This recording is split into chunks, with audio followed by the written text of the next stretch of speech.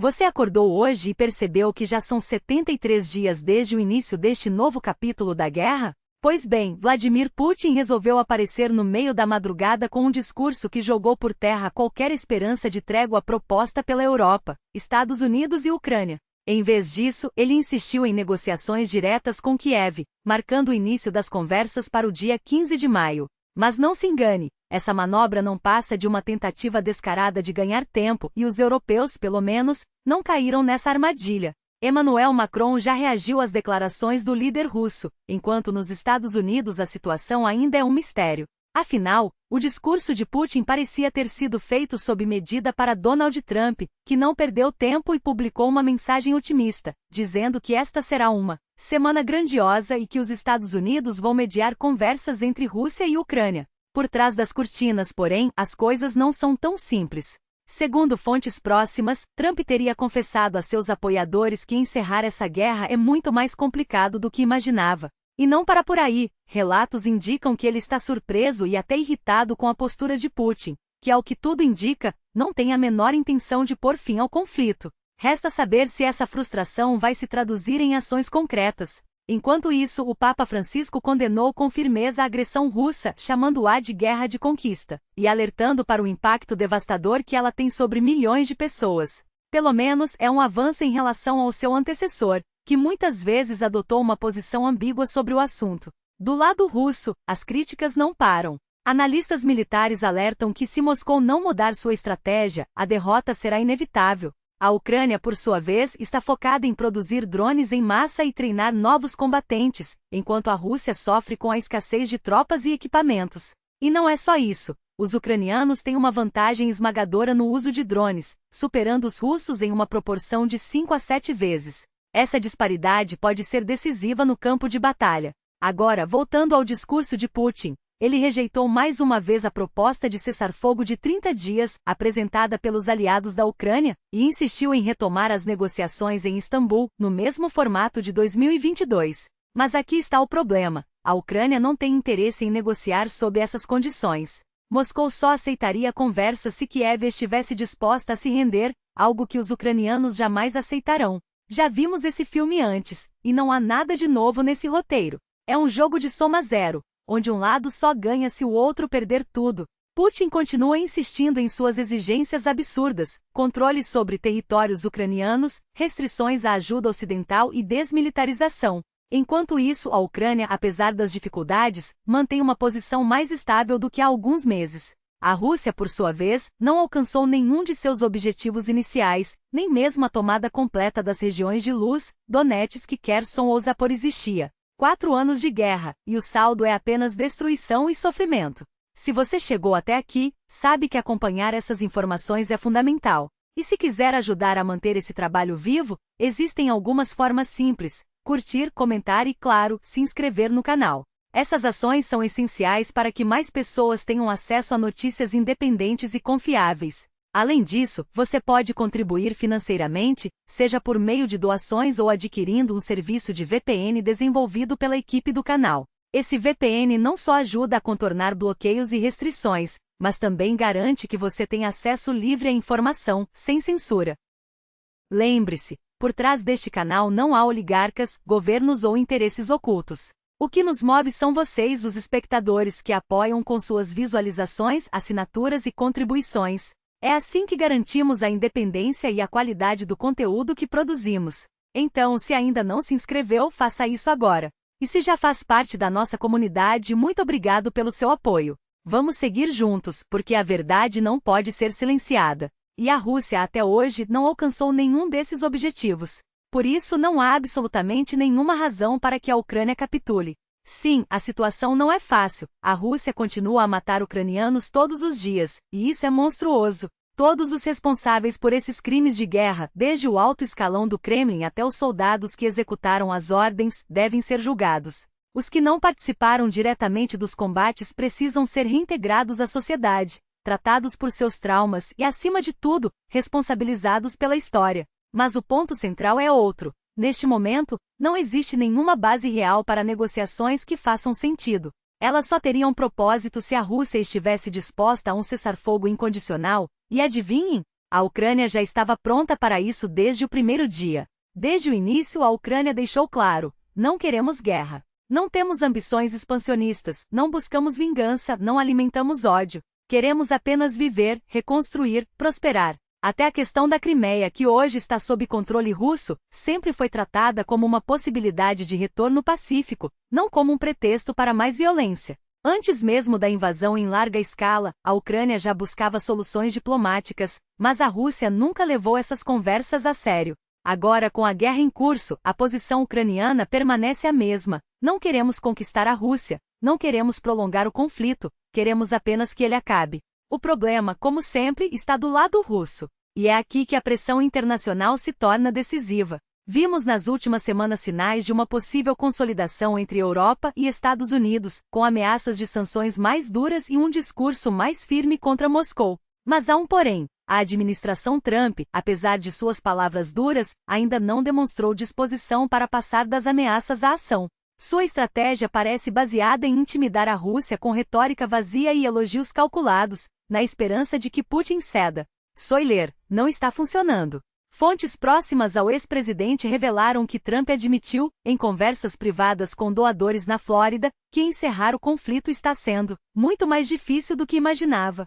Ele confessou que a frustração com o andamento das negociações o mantém acordado à noite. Putin quer tudo, teria dito a um dos presentes, quando questionado sobre suas maiores preocupações geopolíticas. Nas últimas semanas, Trump chegou a perguntar a seus assessores se Putin havia mudado desde seu primeiro mandato, como se o líder russo fosse um personagem imprevisível, e não um ditador que age com frieza e cálculo. O que mais chama a atenção é a reação de Trump às atrocidades russas. Ele admitiu ter ficado surpreso com ataques a áreas civis, especialmente aqueles que vitimaram crianças. No início, acreditava que seria mais difícil convencer Kiev a negociar, mas agora reconhece que o verdadeiro obstáculo é Moscou. Tanto é que, após reclamações russas sobre figuras como Meghan Markle, que criticou a guerra, Trump teria instruído seu chefe de gabinete, John Kelly, a priorizar o diálogo apenas com os ucranianos, deixando de lado qualquer tentativa de apaziguar Putin.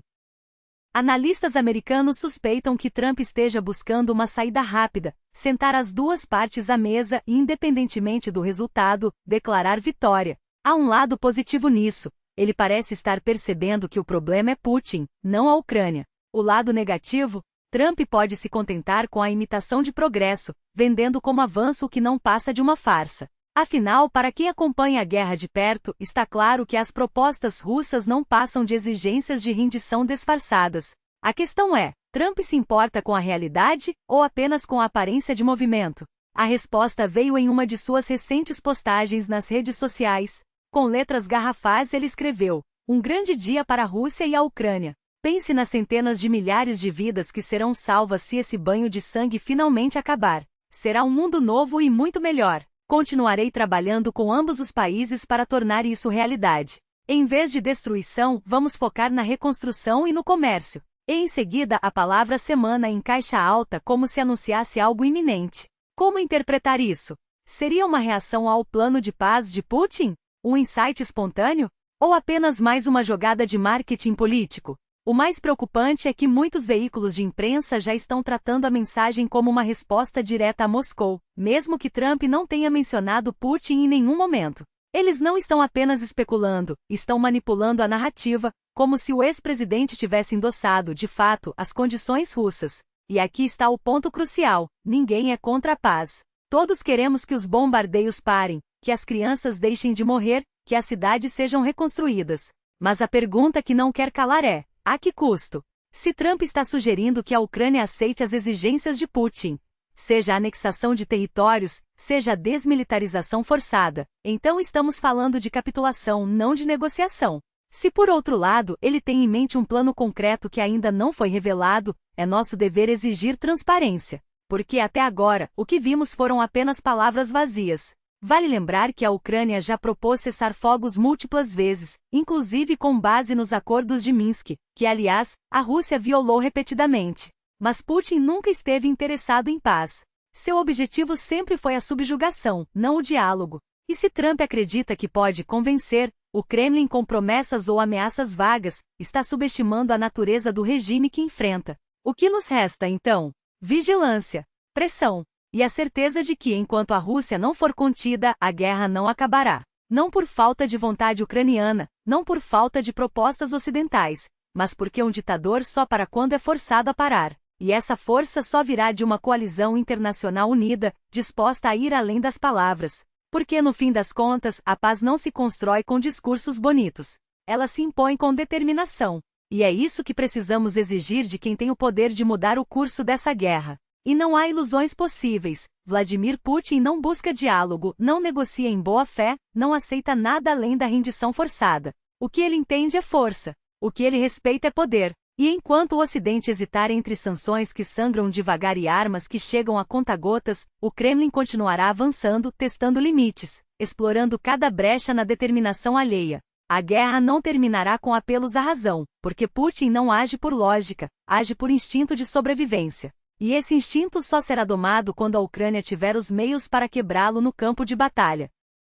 Mas o tempo está se esgotando. A Rússia não é um império em ascensão. É um sistema podre sustentado por propaganda, repressão e um orçamento militar inflado à custa do futuro de seu próprio povo. Os números não mentem. O Fundo Nacional de Riqueza já não cobre os gastos planejados, os preços do petróleo oscilam, e cada míssil lançado, cada tanque destruído, cada soldado morto é um dreno irreversível em uma economia que se esvai. Em 2025, as fissuras serão visíveis até para os mais cínicos. E quando o dinheiro acabar, porque ele vai acabar, Putin não terá mais como sustentar a máquina de guerra. A questão não é se, mas quando a Rússia chegará ao ponto de ruptura. Enquanto isso, a Ucrânia se prepara. A transição para um exército moderno, baseado em drones, inteligência artificial e táticas assimétricas, já está em curso. A Europa finalmente acordou para a realidade de que investir na indústria de defesa ucraniana não é caridade, é sobrevivência. Cada fábrica reativada, cada linha de produção de mísseis ou veículos blindados é um prego no caixão da estratégia russa de desgaste.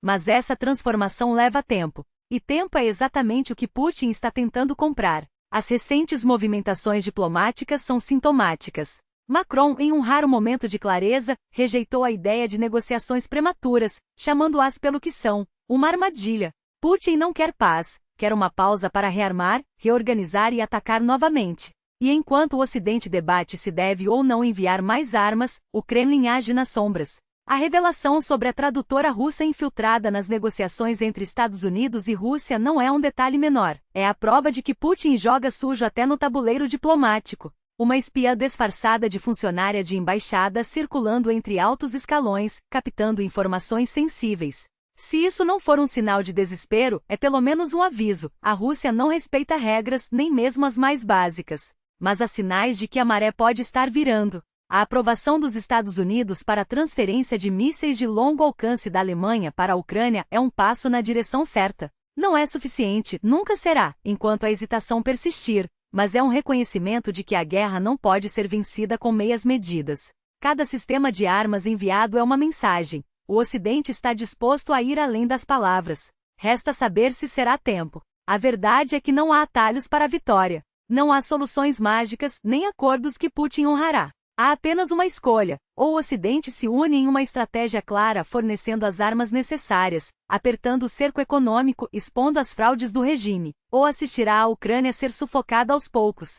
E quando isso acontecer, a conta não será paga apenas em Kiev. Será paga em Varsóvia, em Tallinn, em toda a fronteira que Putin decidir testar em seguida. A paz não é um presente. É uma conquista. E conquistas exigem coragem. O momento de agir é agora, antes que seja tarde demais. Honra, não há espaço para hesitações. Cada dia de atraso é um dia a mais em que Putin avança, consolida posições e testa a determinação do Ocidente. E cada arma retida, cada sanção adiada, cada promessa vazia é um convite para que ele avance ainda mais. A verdade é simples, a Ucrânia não está lutando apenas por seu território. Está lutando por um princípio, o de que fronteiras não se redesenham à força, que soberania não é negociável, que a lei internacional não é um menu à la carte para tiranos. E se o Ocidente falhar agora, não será apenas Kiev que cairá. Será a própria ideia de que o mundo civilizado pode se defender. Varsóvia, Tallinn, Vilnius, todas elas assistirão, impotentes, ao mesmo tempo em que Putin decidirá qual será a próxima vítima.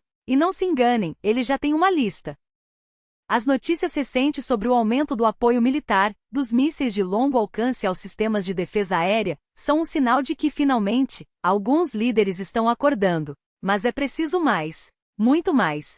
Não basta enviar armas aos poucos, como se estivéssemos negociando com um adversário racional. Putin não é racional. Ele é um jogador que só entende a linguagem da força. E se o Ocidente não estiver disposto a falar essa linguagem, ele interpretará cada concessão como fraqueza, cada hesitação como oportunidade. A Alemanha deu um passo importante ao finalmente reconhecer que a transparência excessiva era um presente para Moscou. Agora, os russos só saberão das entregas quando os mísseis já estiverem voando em direção aos seus alvos. É assim que se faz guerra. É assim que se vence. Mas outras nações ainda precisam seguir esse exemplo. Porque enquanto houver países anunciando publicamente cada envio, enquanto houver burocratas debatendo se uma arma é demasiado provocativa, Putin estará ganhando tempo. Tempo para se preparar, tempo para adaptar suas defesas, tempo para matar mais ucranianos. E não se iludam. A Rússia não está sozinha. O Irã, com suas centenas de mísseis balísticos e drones, já provou que está disposto a alimentar essa máquina de guerra. Cada sistema de lançamento, cada ogiva, cada componente que chega a Moscou é mais uma vida ucraniana em risco. E enquanto o Ocidente discute se deve ou não apertar o cerco, Teherã e Pyongyang continuam a abastecer o arsenal de Putin. A pergunta não é se eles vão parar. A pergunta é: o que o Ocidente fará para impedi-los? A Igreja Católica, em um gesto simbólico, condenou a agressão russa. Mas símbolos não detêm tanques. O que detém tanques são mísseis antitanque. O que detém drones são sistemas de defesa aérea. O que detém a máquina de guerra russa é uma Ucrânia armada até os dentes, com tudo o que precisa para vencer. E é por isso que cada doação, cada compartilhamento, cada voz levantada em apoio faz diferença. Porque esta não é uma guerra que se ganha apenas nos campos de batalha. É uma guerra que se ganha na determinação de quem está disposto a pagar o preço pela liberdade. A 25ª Brigada Aeromóvel precisa de veículos blindados. Precisa de equipamentos que salvem vidas. Precisa de sua ajuda. Não há tempo para esperar que os governos ajam.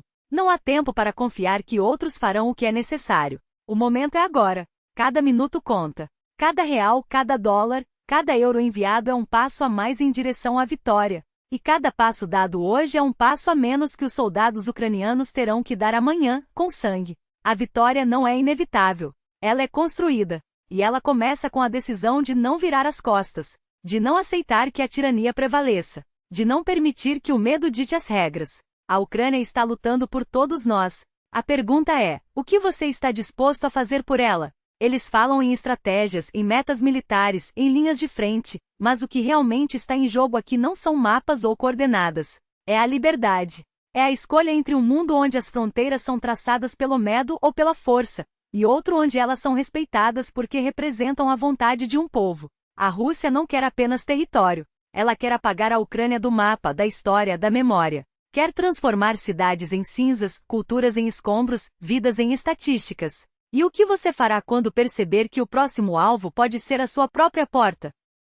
Cada ataque a uma usina, cada míssil lançado contra uma infraestrutura civil, cada fábrica destruída não é apenas uma baixa no campo de batalha. É um teste. Um teste para ver até onde o mundo está disposto a assistir em silêncio. Até onde nós, como sociedade, aceitaremos que a barbárie seja normalizada. A Ucrânia não está lutando só por suas terras, está lutando para provar que a tirania não pode vencer, que a lei não é substituída pela força, que o direito de existir não é negociável. Eles contam os dias, os quilômetros, os recursos. Mas esquecem de contar uma coisa: a resiliência. A capacidade de um povo que, mesmo sob bombardeios, ainda planta flores nas sacadas dos prédios destruídos.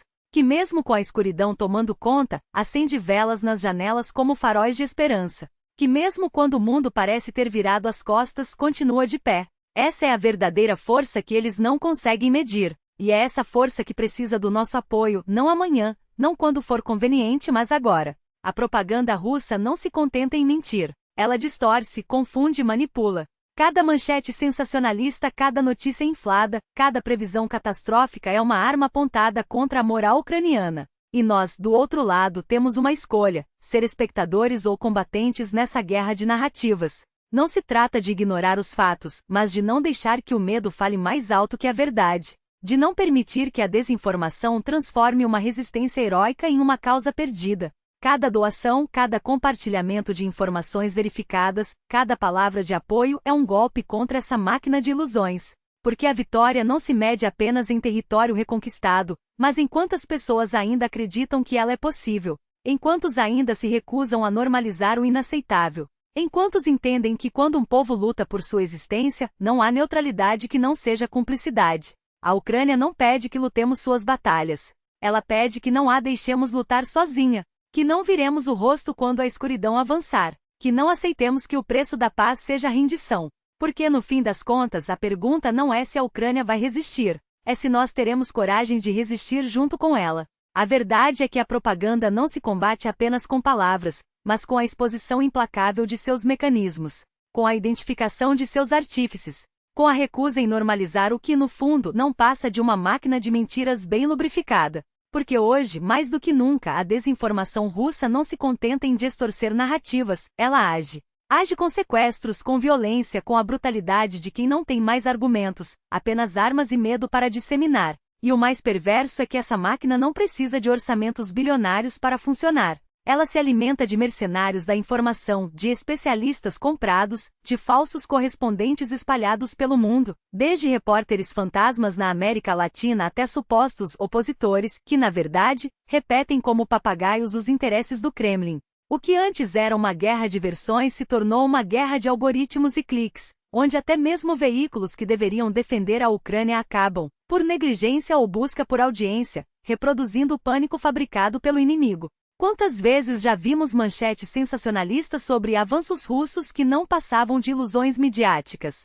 Quantas vezes a histeria substituiu a análise, transformando rumores em fatos, e alimentando desespero onde deveria haver estratégia? A informação, hoje, é uma linha de frente tão crucial quanto qualquer trincheira. E aqueles que têm o privilégio de alcançar milhares, ou milhões, com suas palavras têm a obrigação moral de usá-las para esclarecer, não para confundir. Para fortalecer, não para enfraquecer.